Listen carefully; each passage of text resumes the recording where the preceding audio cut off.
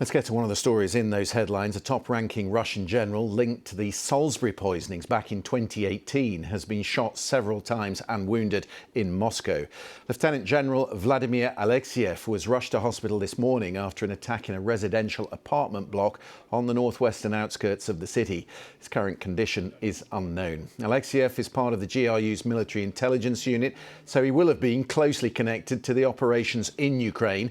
And he's not the first high-ranking official to be targeted in the capital. Let's speak to the BBC's Russian correspondent, Olga Ivshina.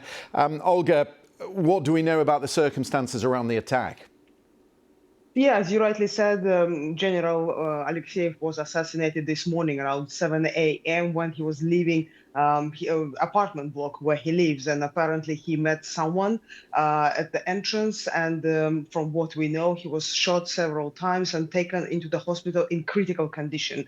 What his state of health is currently, we don't know. Spokesperson of Russia's president, Dmitry Peskov, said that Mr. Putin is getting hourly updates about General's health and that Russia would respond appropriately. So is there any speculation in Russia as to who was responsible?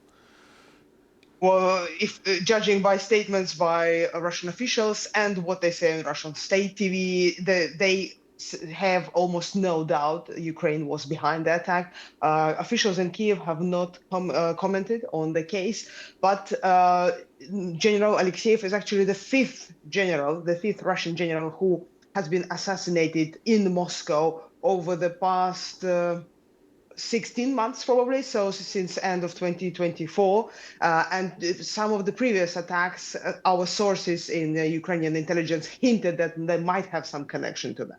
What will pique interest here in the UK is his historic links to what happened in Salisbury.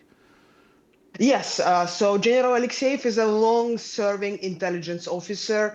From what we know, he has been at the top levels of Russian military intelligence, GRU, at least since 2011. And yes, as you rightly said, he has been put on sanctions list for his involvement in Salisbury poisoning. Allegedly, he has also planned and executed operations in Syria during Russia's full-scale invasion into Ukraine. So yeah, he has quite a long track list of things, and that's only the things we know, right? Because of course the main operations are still top secret and classified. Olga, thanks very much for that. We'll continue to monitor that situation, the general in hospital receiving urgent care.